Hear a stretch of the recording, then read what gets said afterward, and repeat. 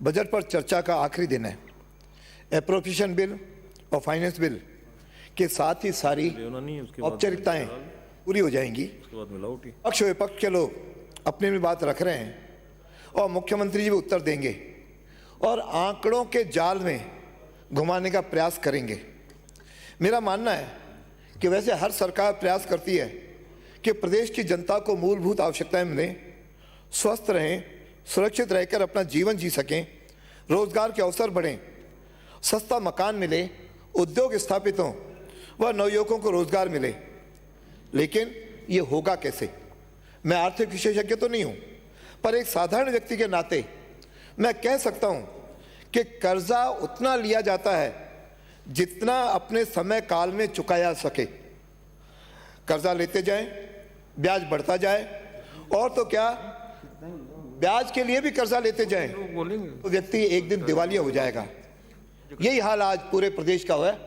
हम आर्थिक कुप्रबंधन के कारण आर्थिक दिवालियेपन की स्थिति में आ गए हैं। हर वर्ष कर्जा बढ़ता जा रहा है। 19-20 में आपने 3,52,701 करोड़ था, 20-21 में 4,09,195 करोड़ हो गया, 21-22 में बढ़कर के 4,57,129 करोड़ हो गया। तो इतना यदि कर्जा बढ़ता जाएगा तो कब तो चुकाना होगा और कैसे विकास के लिए पैसा होगा? यदि मैं आपको बताऊं, हम जो 1 रुपए का व्यय कर रहे हैं उसमें से 11 रुपए 29 पैसे तो केवल ब्याज की अदायगी कर रहे हैं। 7.8 पैसे हम आंतरिक व केंद्रीय ऋणों का भुगतान कर रहे हैं। 0.33 पैसे ऋण एवं एडवांसेस में खर्च कर रहे हैं।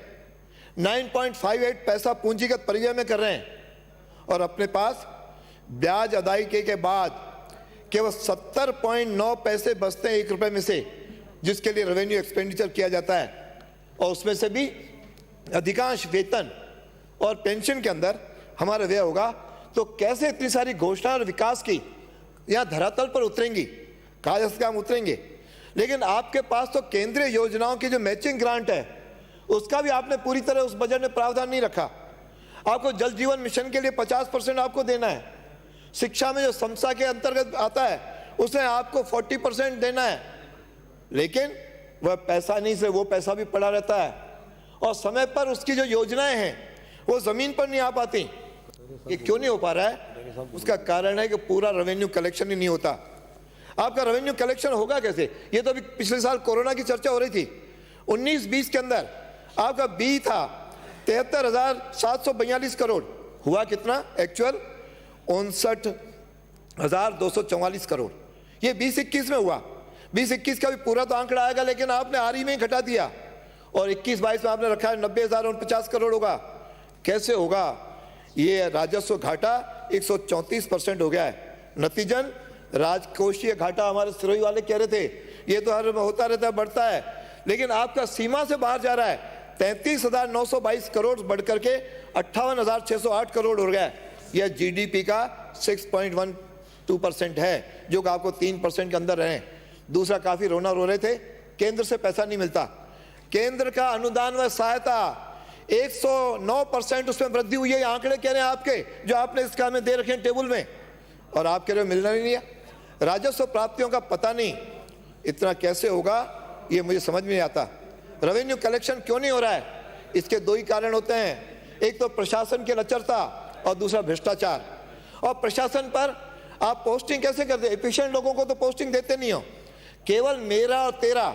और यदि किसी पर कहीं आरएसएस का ठप्पा है तो हमारे तकनीकी शिक्षा मंत्री बैठे हैं, उस शिक्षा मंत्री के माध्यम से 600 किलोमीटर दूर बढ़ा देंगे, भले अच्छे रिजल्ट लाता हो, भले राजीव फाउंडेशन क्यों। Please please please please please. अरे तुम्हारा तो राजीव स्टडी सर्कल से आता है, वो छोड़ो, वो मैं राजनीति में नहीं जाऊंगा।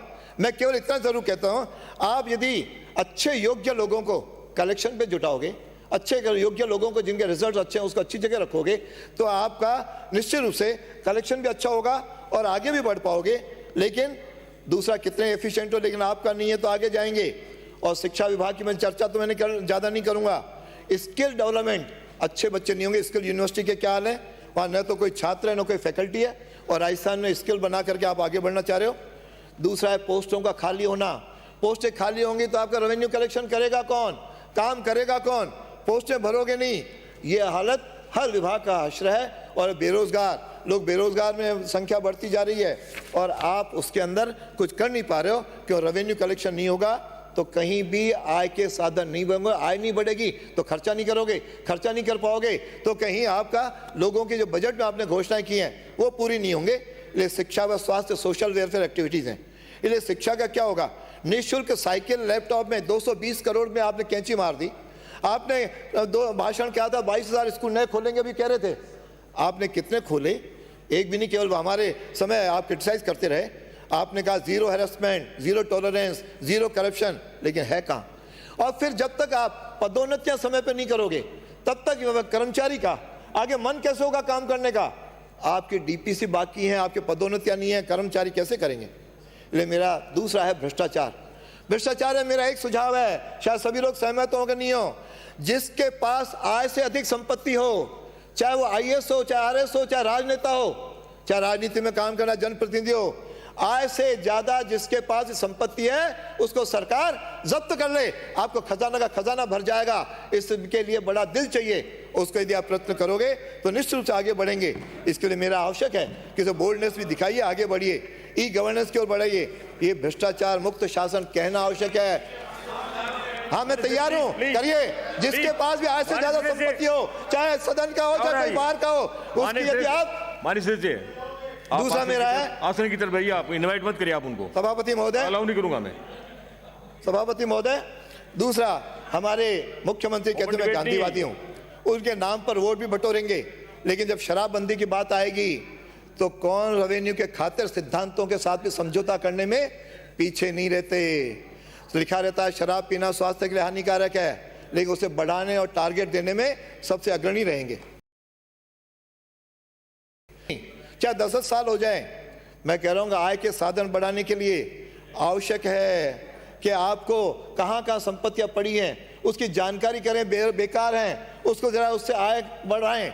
आप देवस्थान विभाग है, देवस्थान विभाग के 143 संपत्तियां राजस्थान के बाहर हैं, उसको कोई संभालने वाला नहीं, उसका कोई पूछताछ करने वाला नहीं, और राजस्थान में जो संपत्तियां उसका भी कोई पता ठिकाना नहीं, तो फिर रेवेन्यू रिसिप्ट होगी नहीं। 2 मिनट समाप्त करें। खर्चा ज्यादा करोगे कैसे?